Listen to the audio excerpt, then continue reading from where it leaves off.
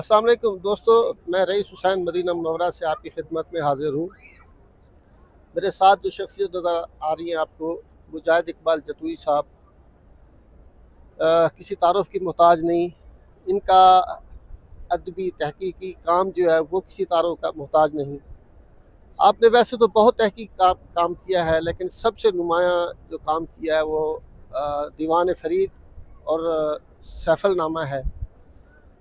تو نصیب سے آپ بھی مدینہ منورہ میں ہیں، ماہر فریدیات ہیں، تو ہم ان سے پوچھنا چاہیں گے حضرت خواجہ غلام فرید رحمۃ اللہ علیہ کی زندگی کے بارے میں، کہ ان کا سفر مدینہ کیسا تھا، یہاں پہ جو گزرے حالات و واقعات، اس کے بارے میں ہمیں کچھ بتائیں۔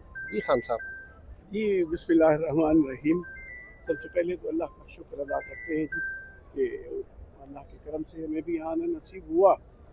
تو سوال ہے آپ نے کیا حضرت خواجہ فرید اللہ رحمۃ کہ ان کا سفر مدینہ کیسا رہا۔ جی تو آپ نے حج کیا 1296 ہجری 1879 میں آپ نے حج کیا، جب آپ کو سجادگی پر بیٹھے ہوئے 8واں سال تھا، 34 سال کے قریب آپ کی عمر تھی اس وقت۔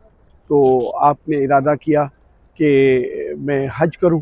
تو ان دنوں میں ان کو جب پہلا خیال آیا تو پہلے خیال کے ساتھ انہوں نے، ان کی ایک بڑی مشہور کافی ہے اور پوری دنیا میں بڑی محبت سے گائی جاتی ہے، اور آج ہم وہاں کھڑے ہو کر وہ کافی بتا رہے ہیں آپ کو۔ اتھا میں مٹھڑی نت جان بلب او تو خوش وسدا وچ ملک عرب، یہ کافی تھی ان کی، جو انہوں نے رمضان شریف میں یہ کہی، اور اس کے ساتھ ہی انہوں نے ارادہ پختہ کر دیا کہ ہم نے حج پہ جانا ہے۔ تو آپ نے ایک خط لکھا اپنے لوگوں کو، اپنے جاننے والوں کو، اپنے متعلقین کے پاس ایک خط سرکولر ایک بھیجا، تو کہ بھئی ہم نے طے کیا ہے کہ 22 شوال کو ہم نے حج کا ارادہ مکمل کر لیا ہے، جس نے بھی جانا ہو وہ آ جائے۔ تو یہ جو ہی یہ خط لوگوں کے پاس پہنچا تو جس نے بھی جانا تھا وہ تیاری کر کے آ گئے۔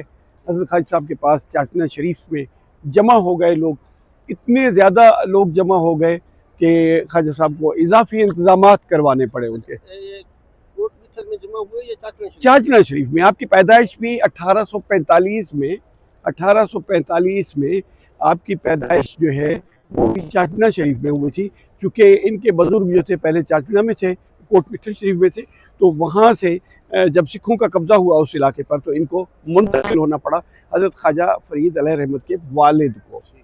تو یہ چاچنا میں پیدا ہوئے، چاچنا سے ہی ان کی تیاری ہوئی۔ تو پھر آگے 145 دن کا سفر ہے، 145 دن کا مکمل سفر ہے، وہاں چاچنا سے لے کر یہاں تک، مدینہ منورہ سے واپسی تک۔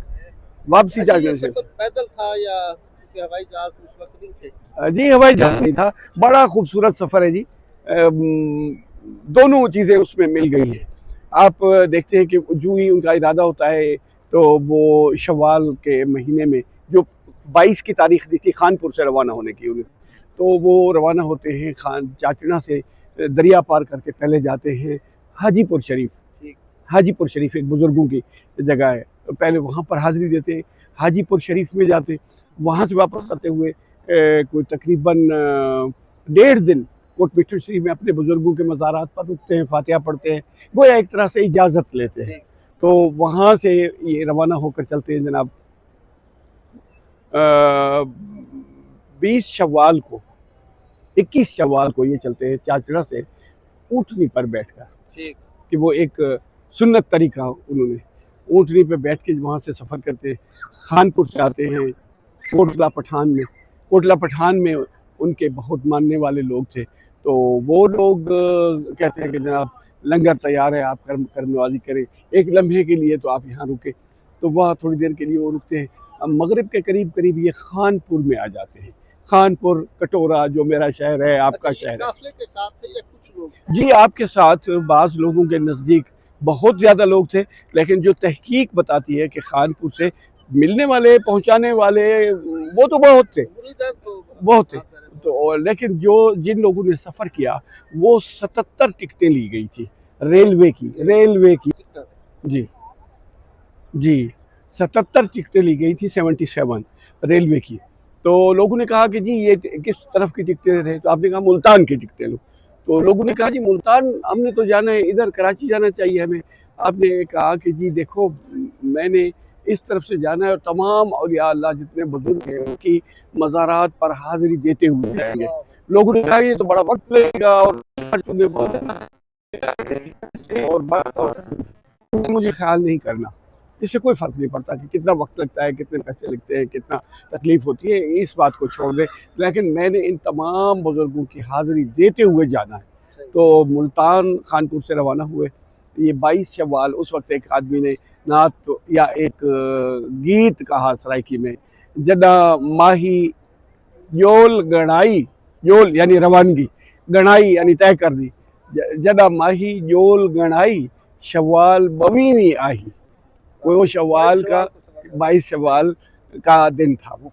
तो ये वहाँ से चले, एक दिन 1.5 दिन मुल्तान शरीफ में रुके, उससे रवाना हुए लाहौर में रुके, लाहौर में 1.5-2 दिन वहाँ रुके, और उसके बाद जो दाखिल हुए जो मौजूदा हिंदुस्तान है, जिसे अब मौजूदा हिंदुस्तान, उस वक्त खानपुर से मुल्तान, फिर मुल्तान से लाहौर, ये ट्रेन रेल गाड़ी से 2-2 दिन रुके, मज़ारात पे हाज़िरी दी, लोगों को मिले, मुरीदैन थे सारे अकीदत, वो एक बड़े खूबसूरत माहौल था। यहाँ हाज़िरी थी ना, यहाँ हाज़िरी के लिए आ रहे थे। तो फिर खैर वहाँ से आगे लाहौर रुके, और मैं एक जगह भी बता सकता हूँ आपको, पूरी तफसील से बता सकता हूँ कि मुल्तान में किन मज़ारात पे जो भी हालात वाक़यात ये सारे, अगर उस तफसील बताएं वो तो बहुत ज़्यादा है। मिसाल के तौर पे लाहौर में उतरे, अनारकली बाज़ार में गए, कहाँ रुके, एक उस वक्त सराय थी जिसका नाम था माई नैनी वाला, सराय माई नैनी वाला, उसमें रुके। तो लोग बहुत ज़्यादा थे जो कहते थे मेरे पास रुके, मेरे पास। अब देखा नहीं, आप लोगों को एक तो जहमत होगी कि लोगों की आमद रफ्त बहुत ज़्यादा होगी, और फिर ये होगी कि मैं एक के पास रुकूंगा तो दूसरे का दिल टूटेगा, लिहाजा मैं सराय में रुक जाता हूँ। तो वो सराय में रुके। तो इस तरह एक तवील सफ़र उन्होंने इख्तियार किया, और जब दिल्ली गए, दिल्ली पे जितने बुजुर्ग हैं उनकी मज़ारात पर एक एक पर हाज़िरी दी। अब दिल्ली जाए बंदा और मौजूदा हिंदुस्तान के उसमें दाखिल हो, ये दिल्ली की तरफ सफर सिर्फ औलिया अल्लाह, सिर्फ और औलिया सिर्फ अल्लाह के मज़ारात पे आते सिर्फ उनका इरादा था। खानपुर से अगर मदीने का सफर करते हैं तो वो इस तरफ है, जी हाँ, जबकि ऑपोजिट सफर नहीं, उनका ये था कि इन तमाम बुजुर्गों के मज़ारात पर हम हाज़िरी देते हुए और बरकतें समेटते हुए यहाँ से जाएंगे, और गोया एक तरह से सफारशी चिट्ठी लेके आएंगे सरकार की बारगाह में कि उनके सलाम और उनके भी हम वहाँ से आए। तो इस तरह खाई साहब ये सारा सफ़र उल्टा कर रहे थे कि मैं बम्बई से बैठूंगा, बम्बई की बंदरगाह से। तो वो बम्बई पहुँचे, और इतने मुश्किल सफ़र से पहुँचे, उसमें जबलपुर, और पीछे घूम के दिल्ली में आके फिर वापस चले गए। कहाँ चले गए? अजमेर शरीफ तो हाज़िरी देनी थी, वो तो बिल्कुल उलट सफ़र है। वो बिल्कुल वो अजमेर शरीफ गोया हमारे खानपुर वगैरह के बिल्कुल करीब है, बीकानेर वगैरह जो सरहद में करीब है, तो वो उस तरफ को चले गए, और वहाँ से उनकी बड़ी इज़्ज़त और तकरीम की गई, वहाँ उनकी दस्तारबंदी की गई, सरकार अजमेर की बारगाह में वहाँ सलाम पेश किया, और वहाँ से भी गोया एक तरह इजाज़त लेकर उन्होंने इस तरफ के सफ़र को जारी किया। तो फिर अजमेर शरीफ से फिर वापस वो बांदीपुर और जबलपुर और पहाड़ों का सफ़र रेलवे पे, और इतना वो तफसील बताई है। ये सफ़रनामा बता दूँ कि सफ़रनामा हज लिखा किसने? हज़रत ख्वाजा फरीद अलैहि रहमत का ये सफ़रनामा है, और ज़ियारात जो हैं वो लिखा है, ये जो दिल्ली के आखिरी बादशाह थे, मुग़ल बादशाह बहादुर शाह ज़फ़र का पोता जो था, मिर्ज़ा अहमद अख्तर उनका नाम था, मिर्ज़ा अहमद अख्तर गोरगानी। ये मुग़लों की शाख थी गोरगानी, जो ये बादशाह बने गोरगानी। ये मिर्ज़ा अहमद अख्तर गोरगानी ने सफ़रनामा हज लिखा, और जी बहादुर ज़फ़र शाह के पोते ने लिखा। और एक दूसरा सफ़रनामा भी हमें मिला है, वो लिखा उमर खान शाहिद, सिखानी वाला एक जगह है ज़िला राजनपुर में, मेरे वाला के बिल्कुल करीब, पहले मेरे वाला सिखानी वाला।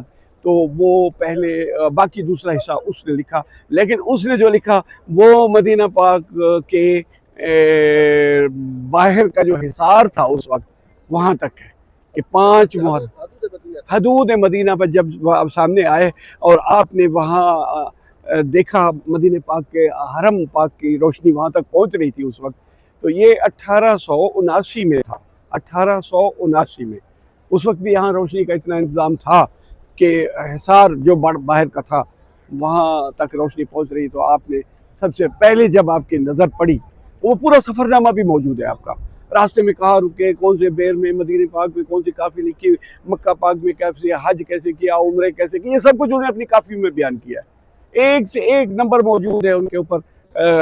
دیوان فرید بالتحقیق جو اس فقیر کا ترتیب دیا ہوا ہے، تو اس پہ میں نے نشاندہی کی ہے کہ کون سی کافی آپ نے کس مقام پر کہی اور اس وقت کیا کیفیت تھی.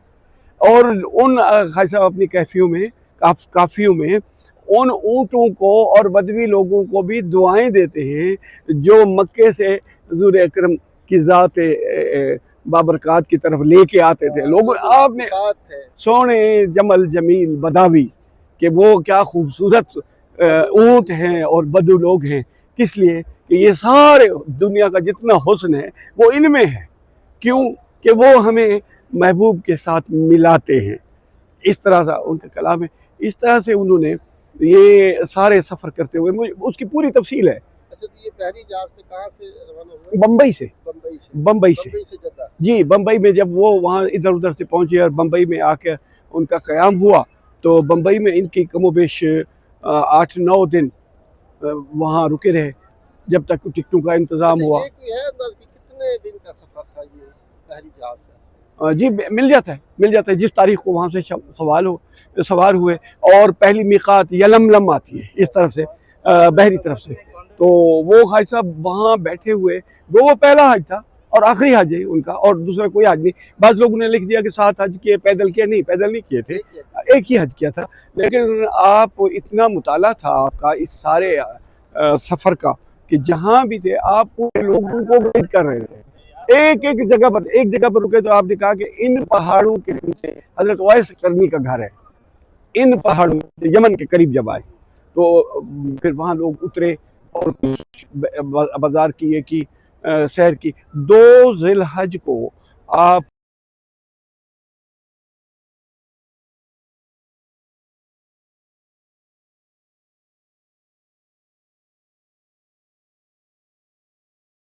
تو آپ نے اپنے ہاتھ سے لکھی ہوئی ایک کافی عمر خان شاہد کو دی اور کہا کہ اس کافی کو شامل کر لو دیوان میں.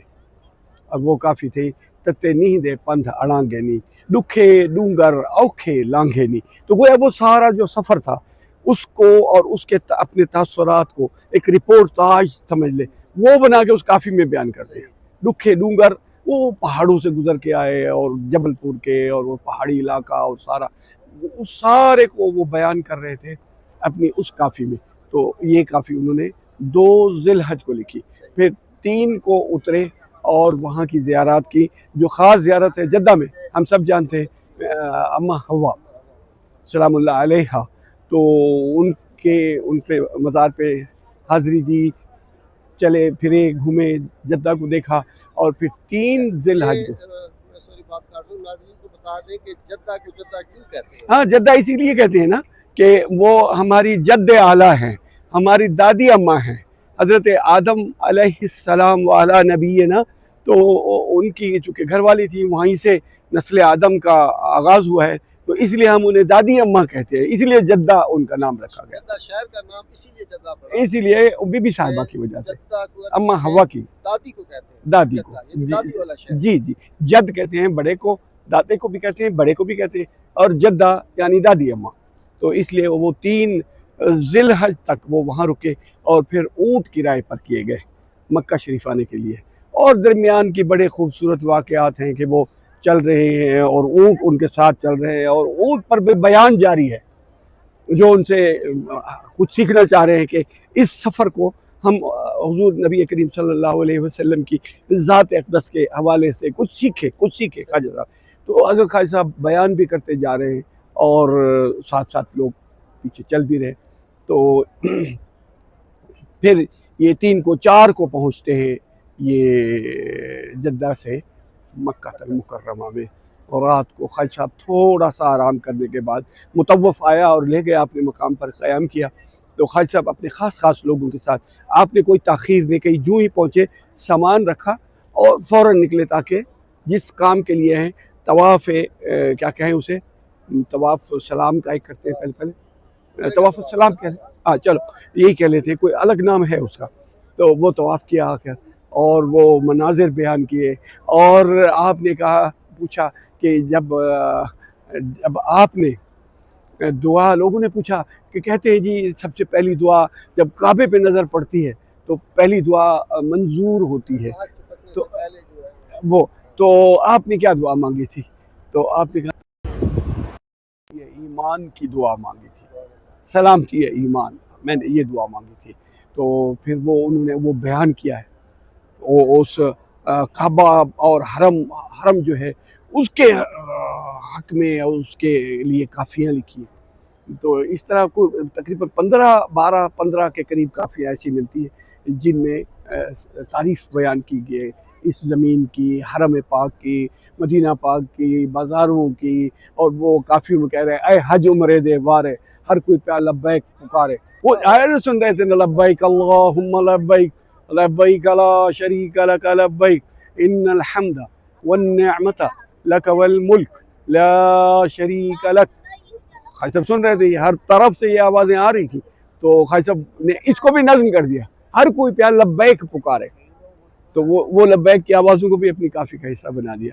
تو اس طریقے سے حرم پاک کو وہ پورا میرے پاس تفصیل ہے کہ انہوں نے وہ حج کیسے کیا، اور اس حج کے دنوں میں کیا تھا، چاند کے دیکھنے کا ایک دن کا فرق پڑ رہا تھا. تو یہ 7 کوئی مینا میں آ گئے، 8 کو آنا تھا، ایک دن پہلے آ گیا کہ شک نہ رہ جائے. حکومت ترکیہ کی تھی اس وقت، تو وہ اس وقت ترکیہ کی ہوگی میرے خیال میں جی. تو وہ ایک شک ہوا کہ کہیں ایک دن چوک نہ جائے. تو یہ 7 ذی الحج کو ہی مینا میں آ گئے. پھر مینا کا حج کے وہ پورے مناسک جو ہے کس طرح ادا کیے، اس دوران قربانیاں بھی کی، کس طرح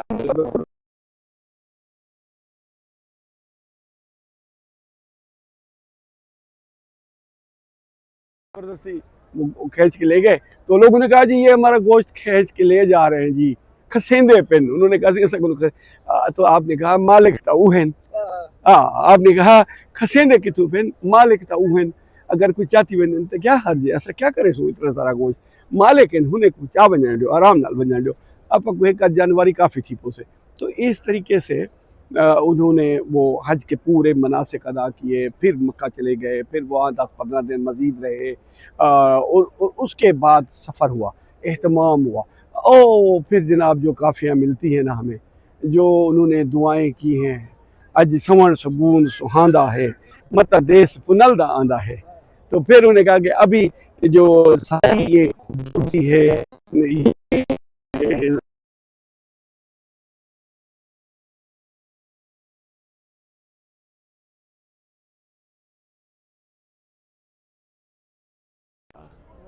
آپ کا دیس آنے والا ہے. تو وہ اس طرف ان کا جب روانہ، ان کی جو کیفیت ملتی ہے، جو کچھ انہوں نے انسانوں کے بارے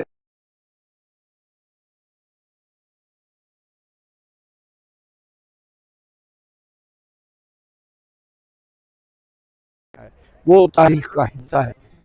جب پڑھتے ہیں تو ہمیں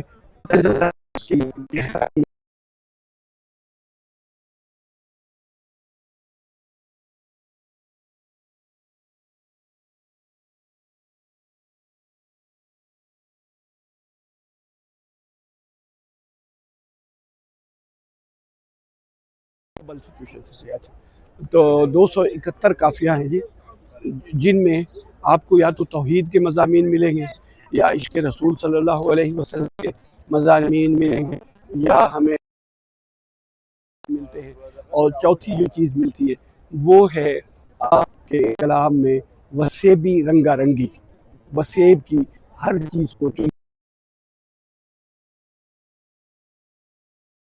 5 محرم سفر، محرم سفر. تو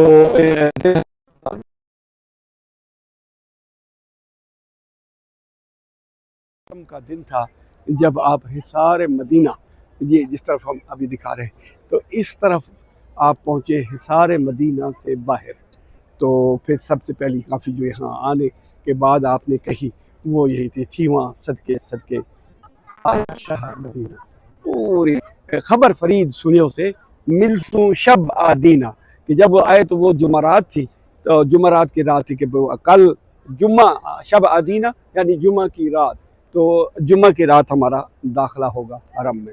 تو اس طریقے سے ان کے سفر حج کو یہاں تک ہم لا سکتے ہیں. پھر ہمیں آگے نہیں ملتا کہ یہاں کے قیام کے دوران ظاہر ہے ایک کامن چیز ہے، ہمیں پتہ ہے ہر آدمی یہاں آ کر کیا کرتا ہے. سب سے پہلے تو بارگاہ میں حاضری ہے، اور پھر جو زیارات ہیں قدم قدم پر، یہ سارا مدینہ پاک کے قدم قدم پر جو زیارات ہیں، کوئی زیارت کم و بیش 1 مہینہ آپ یہاں رہے، مدینہ منورہ میں رہے 1 مہینہ پورا. اور 5 گیا اور 5 کو ہی یہاں سے روانہ ہوئے تھے واپس مکہ طواف وداع کرنے کے لیے. تو 1 مہینہ یہاں رہ کے انہوں نے کوئی زیارت نہیں چھوڑی جو نہ کی ہو. اور پورے چونکہ آپ صرف صوفی تو نہیں، خالی صوفی نہیں تھے، عالم بھی تو تھے، ان تمام چیزوں کو وہ جانتے بھی تھے، ان مقامات کو، ان مقامات کی اہمیت کو، ان تمام چیزوں کو وہ جانتے تھے. اور آپ پر جو کیفیات طاری رہ گئی یہاں پر، وہ سوچنے والی ہیں، دیکھنے والی ہیں، پڑھنے والی ہیں، محسوس کرنے والی ہیں کہ یہاں قیام کے دوران آپ کی کیفیات کیا تھی. جب بارگاہ میں حاضری ہوئی تو آپ کی کیفیت کیا ہوگی، یہ ہمیں لکھی ہوئی تو نہیں مل گئی، لیکن ہم سوچ سکتے ہیں.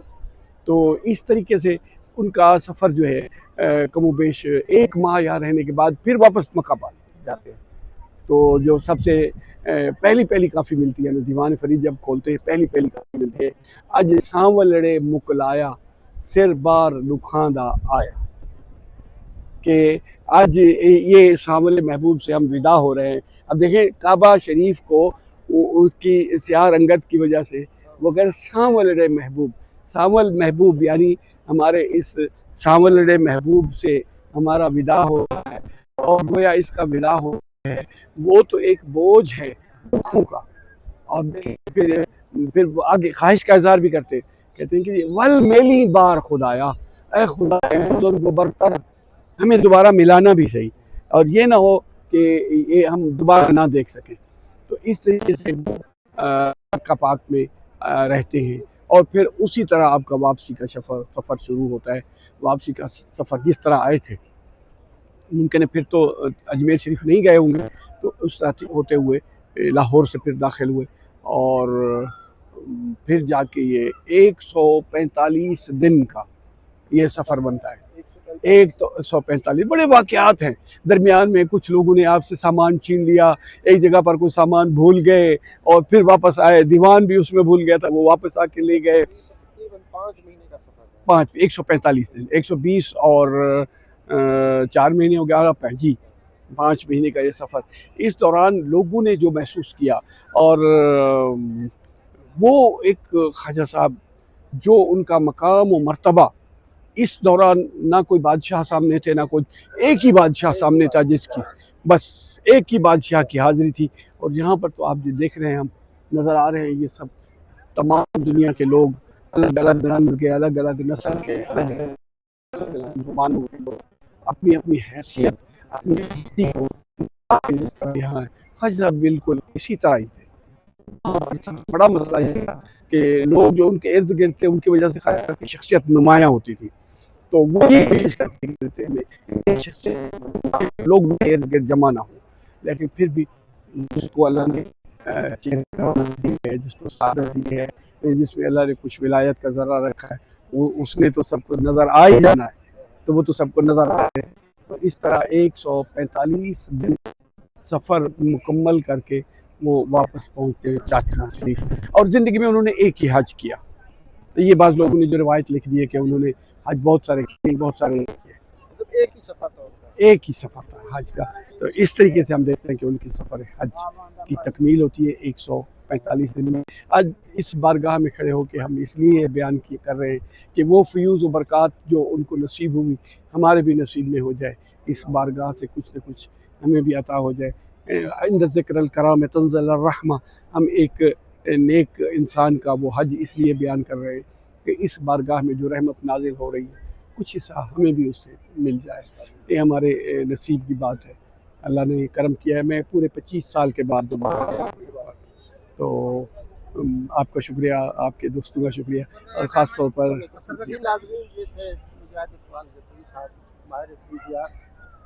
جن کی زبانی ہم نے حضرت خواجہ غلام فرید رحمۃ اللہ علیہ کا سفر حج سفر مدینہ